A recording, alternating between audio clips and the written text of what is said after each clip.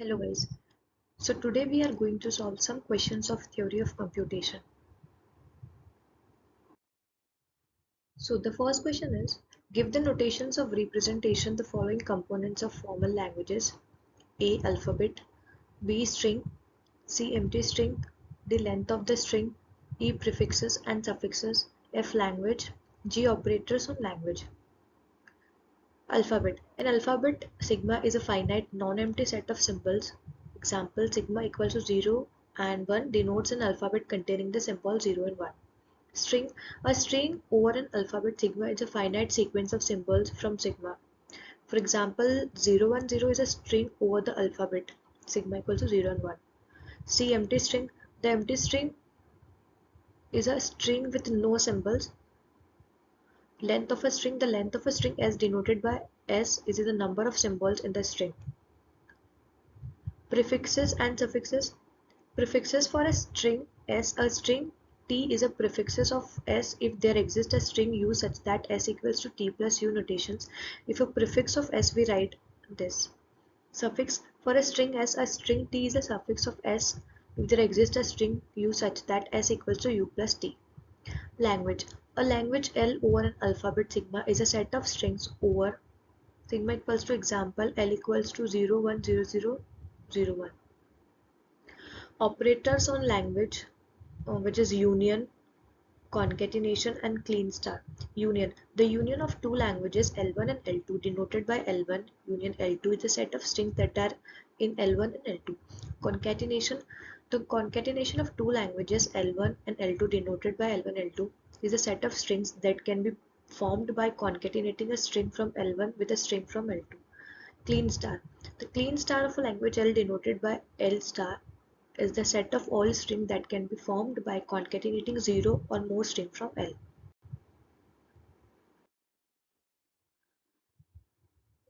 The second question is, define finite automata, acceptance of string by finite automata. A finite automaton is a mathematical model used to recognize patterns within input sequences. It consists of a finite set of states, a finite alphabet of input signals, a transition functions that maps a state and an input symbol to a new state, a start state and a set of accepting states. A finite automaton is a mathematical model used to recognize patterns within input sequences. It consists of a finite set of states, a finite alphabet of input symbols, a transition function that maps a state and an input signal to a state, a start state and a set of accepting states. Formally, a finite automaton is defined as in 5-tuple Q sigma epsilon q0 f, where q is a finite set of states, sigma is a finite input alphabet, sigma is a q into alphabet, q is a transition function, q0 is a start state, and f is a set of accepting states. Acceptance of a string by a finite automaton. Given a finite automaton m equals to this and an input string w equals to wn, wt, wn, where each the finite automaton accept the string w if there exists a sequence of states. Second question is, give the difference between NFA and DFA. So this is the difference between, you can see in the presentation.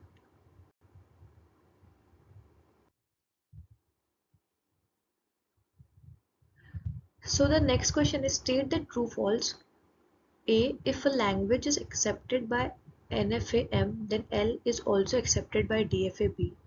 B, for every NFA there exists equivalent DFA that simulate the behavior of NFA. And C, in NFA to DFA conversion of N star NFA there exists at most 2 N states of DF. Okay, so the A, if L is a language accepted by NFA-M, then L is also accepted by DFA. True, every NFA can be converted to an equivalent DFA. Therefore, if a language is accepted by a NFA, it can also be accepted by a DFA. B, for every NFA, there exists an equivalent DFA that simulates the behavior of a NFA, which is also true. This statement is essentially restating the fact that every NFA can be converted to an equivalent DFA, also known as subset construction algorithm. C, in NFA to DFA conversion for an n-state NFA, there exists at most to the power n state in DFA, which is false. This statement is consequence of the subset construction algorithm, since each subset of NFS states corresponds to a state in the DFA, and there are 2n possible subsets of states, then DFA can have two most 2n states. So the next question is, what are regular set or regular languages? What are the valid operations used in regular operations? Valid operations used in regular operations include, first is union. The union of two regular languages L1 and L2 is a set of strings that are either in L1 or in L2 or both. Concatenation. The concatenation of two regular languages L1 and L2 is a set of strings that can be formed by concatenating a string from L1 with a string from L2. Clean star. The clean star of a regular language L is the set of all strings that can form by concatenating 0 or more strings from L. Insertion. Intersection. Sorry. The intersection of two regular languages L1 and L2 is a set of strings that are both in L1 and L2. Complementation. The complement of a regular language L is a set of all strings over the alphabet that are not in L. Difference.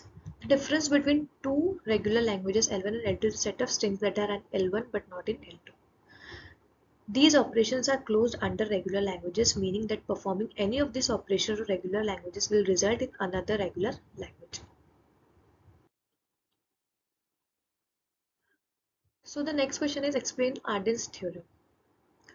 Arden's theorem, also known as Arden's lemma, is a fundamental result in the theory of formal languages and automata, specifically in the context of regular expressions.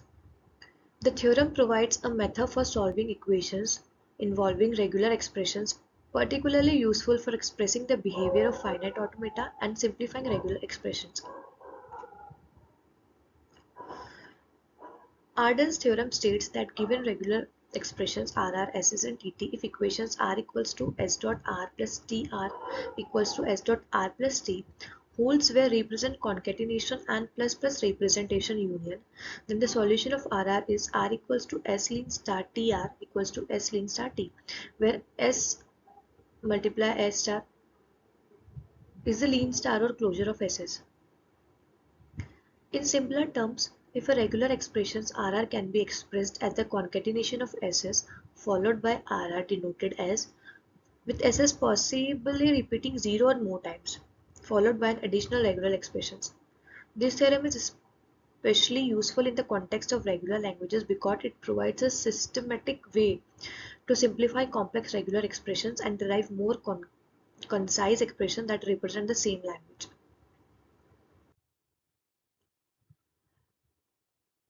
So the next question is, take a suitable example or to demonstrate or define the following. First is leftmost derivation.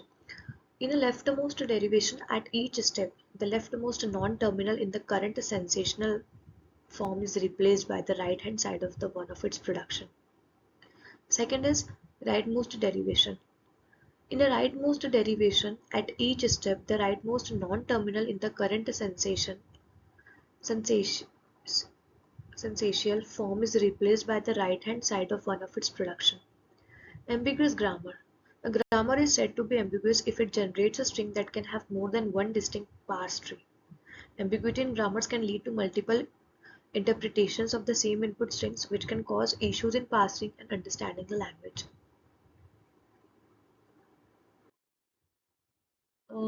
The next question is, with reference to the Turing machines, define following.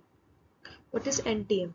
An NTM is a type of Turing machine that, unlike a DTM, can have multiple possible transitions from a given state for a given symbol or can have transition that don't read any input symbol. DTM. A DTM is the standard type of Turing machine where for each state and input signal there is exactly one possible transition.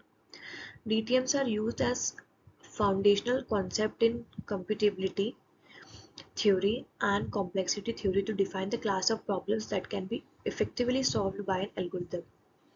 LBA. An LBA is a restricted form of Turing machine where the tap head is not allowed to move beyond the portion of the tap containing the input. LBAs are equivalent in computational power to deterministic context-sensitive grammars and can recognize the class of context-sensitive language. So the next question, I've give two examples of each one. A. Decision problem. B. Optimistic problem. C. Undecidability. D. PN and NP. E. NP and NPS. F is recursive language. This is the solution or the answer. You can read from the PPT.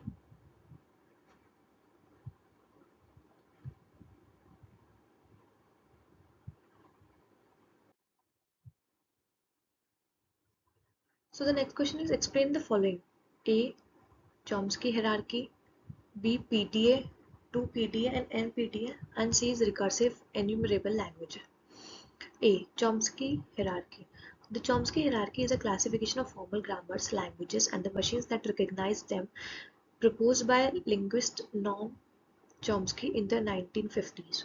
It categorizes formal languages into four types based on the complexity of their rules and the type of machines needed to recognize them. First is type 0, which is recursively enumerable language. These languages can be recognized by Turing machines and include all possible languages. Type 1. Type 1. Context-sensitive language. These language can be generated by context-sensitive grammars and recognized by linear bounded automata. Type 2.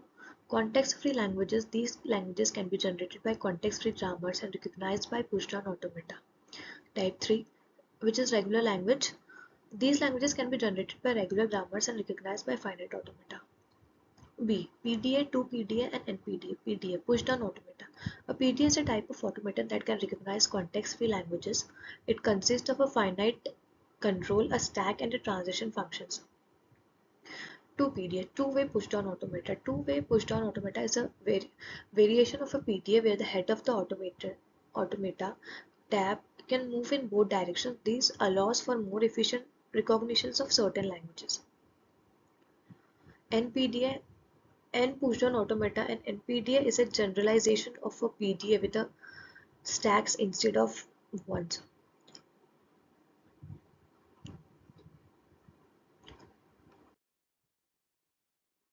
So the next question is complete the table with correct regular expression. Here are some language description. You can see or read from the PPT.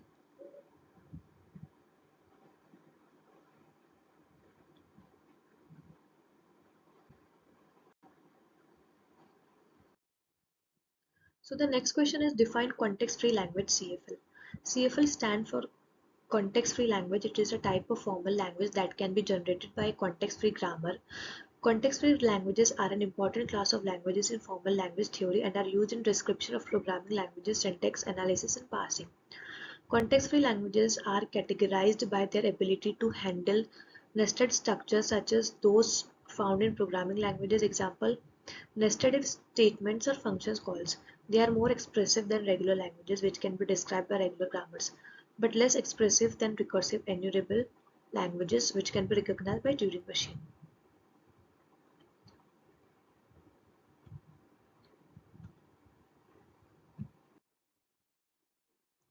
Next question is complete the table with appropriate grammar or the prediction rules. Here are some grammars and also their prediction rule is here.